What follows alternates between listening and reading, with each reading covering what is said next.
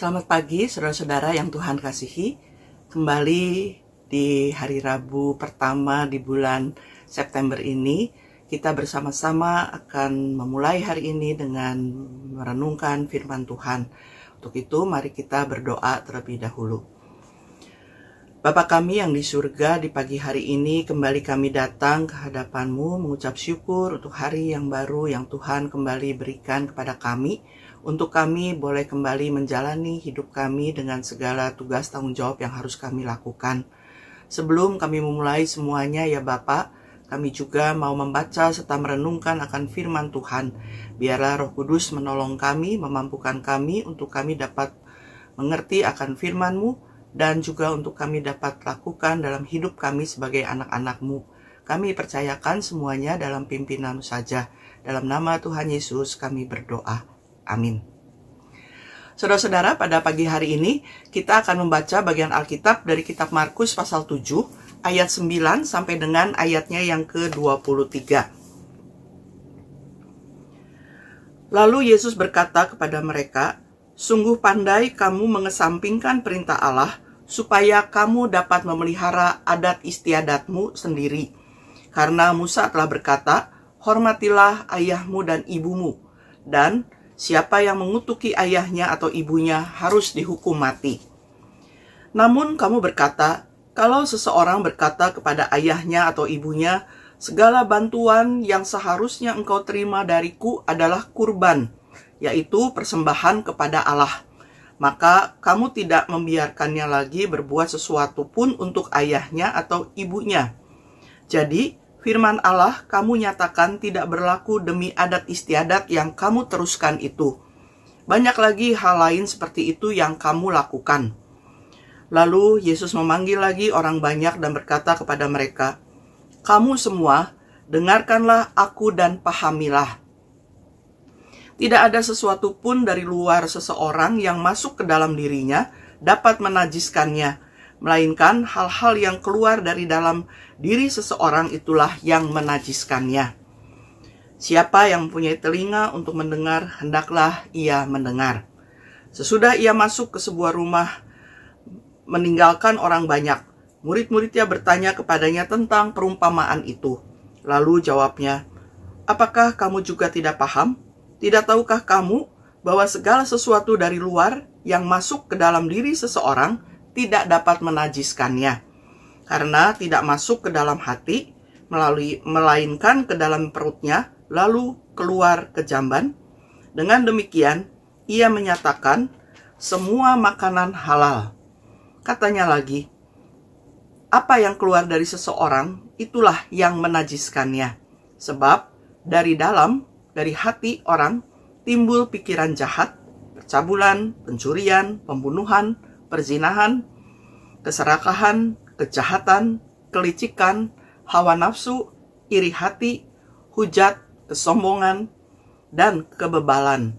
Semua hal jahat ini timbul dari dalam dan menajiskan orang."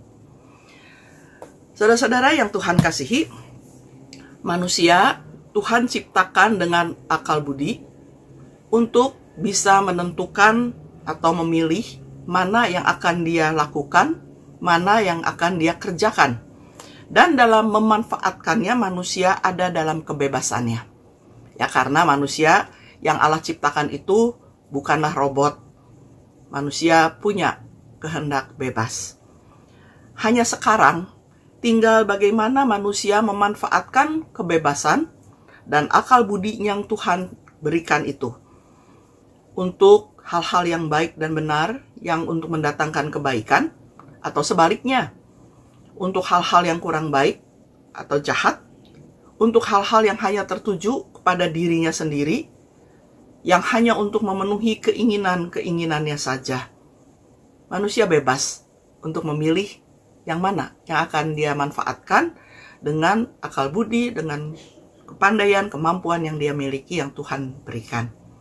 Nah, saudara, dalam bagian Alkitab yang kita baca tadi, Tuhan Yesus berbicara tentang bagaimana manusia bisa memakai banyak alasan untuk lebih memenuhi keinginannya, lebih daripada yang seharusnya dia lakukan, dan lebih parah lagi, seringkali memakai alasan yang boleh dikatakan berbau rohani untuk itu semua.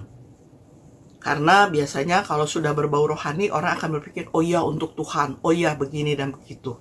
Nah saudara-saudara, misalnya sering kita dengar demi kantong pribadi. Kemudian saudara diminta untuk memberi banyak persembahan ke gereja. Kemudian dikatakannya, kalau kamu memberi banyak, maka Tuhan akan memberkati lebih banyak lagi. Dan ini yang seringkali kemudian disalahpahami dengan tidak diikuti dengan bekerja keras.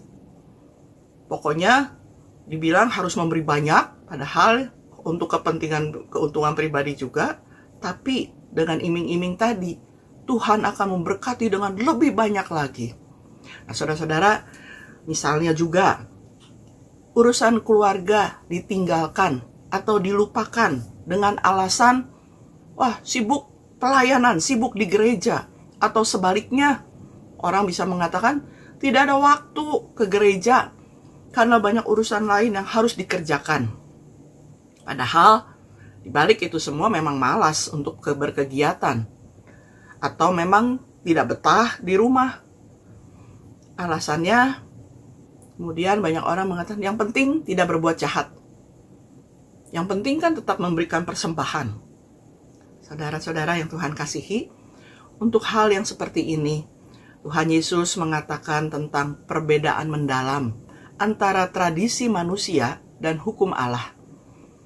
Pada waktu itu, Tuhan Yesus mengkritik pemimpin agama yang terlalu fokus atau menitik beratkan pada tradisi manusia dan aturan-aturan luar yang mengabaikan inti ajaran Allah. Katakan tadi Musa memberikan hukum Allah tentang kewajiban memelihara hidup orang tua, memelihara mereka. Itu adalah hukum Allah, ya 10 hukum. Dengan misalnya tadi tradisi persembahan ke rumah Tuhan. Uang yang untuk memelihara sudah diberikan untuk rumah Tuhan, untuk kurban bagi Tuhan. Saudara, jadi dengan alasan itu, uangnya sudah tidak ada lagi. Dalam hal ini, mereka lebih mengutamakan tradisi daripada hukum Tuhan. Karena mereka melalaikan tanggung jawab memelihara atau merawat orang tua yang tentunya jauh lebih lebih merepotkan karena mereka tidak ingin direpotkan. Tradisi jadi lebih sering dianggap lebih penting daripada hukum atau ajaran Allah. Misalnya juga kalau di Alkitab itu tradisi tentang cuci tangan. Cuci tangan yang diterapkan, aturan cuci tangan yang diterapkan oleh para pemimpin agama sebenarnya bukan masalah moral, tapi sebuah adat yang harus dilakukan dan tanpa melibatkan perubahan hati. Tidak perlu pertobatan, tidak perlu perbaikan, karena sebuah tradisi kalau datang dicuci tangan. Nah saudara, seperti juga soal makanan yang Yesus katakan. Maksudnya di sini Tuhan Yesus mau menjelaskan bahwa kekotoran atau kenajisan itu bukan datang dari luar tubuh. Dalam hal ini dikatakan bukan tentang makanan yang masuk ke dalam tubuh. Tetapi segala sesuatu yang membuat kita kotor sebenarnya berasal dari dalam hati. Dari niat, dari pikiran dan keinginan yang berdosa. Itu yang menajiskan. Ayat 21 dan 22 tadi katakan, sebab dari dalam, dari hati orang, timbul pikiran jahat, percabulan, pencurian, pembunuhan, perzinahan, keserakahan, kejahatan, kelicikan, hawa nafsu, iri hati, hujat, kesombongan, dan kebebalan. Semua hal jahat itu muncul dari dalam dan menajiskan orang. Ya, perhatikan apa yang menajiskan, bukan makanan yang masuk, ya, masuknya ke perut, dan bukan ke hati. Jadi yang keluar dari hati itu. Jadi masalah sesungguhnya bukanlah yang dari luar, tapi yang ada dalam hati. Saudara,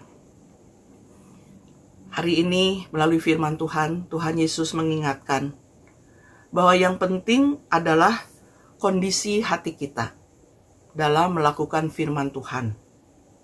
Apakah kita menjalankannya dengan motivasi yang benar? Kita sendiri yang tahu. Apakah kita mengasihi Tuhan dan sesama dengan sepenuh hati?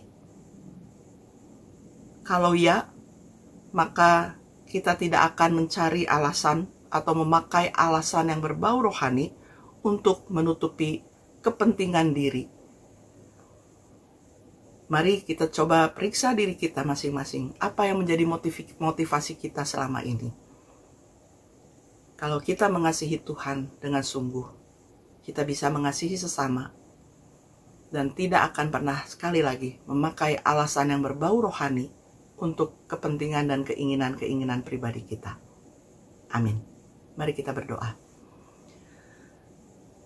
Kami datang kembali ke hadapan-Mu ya Bapa, kami mengucap syukur melalui firman Tuhan hari ini kami diingatkan bahwa sungguh bukan yang masuk ke dalam tubuh kami, yaitu makanan yang seringkali katakan najis, tetapi Engkau mengingatkan apa yang keluar dari dalam diri kami, dari hati kami, itu yang bisa menajiskan kami melalui perkataan, perbuatan, dan pikiran kami. Ampuni kami ya Bapa, kalau kami seringkali melakukan hal itu, hal-hal yang tidak berkenan di hadapan-Mu melalui perkataan, perbuatan, dan pikiran kami. Kami mau belajar untuk terus hidup di dalam pimpinan Tuhan, sehingga kami juga dapat terus melakukan apa yang baik yang berkenan di hadapan-Mu.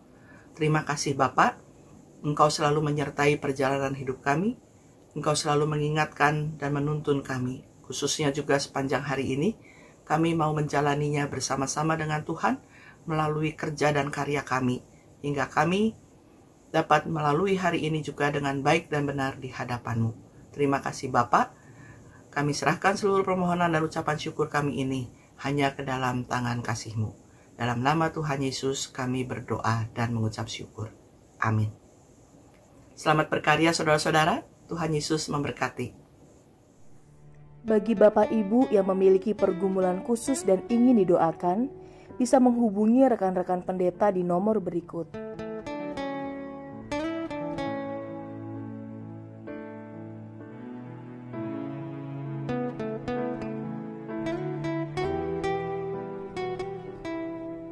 Tuhan Yesus memberkati.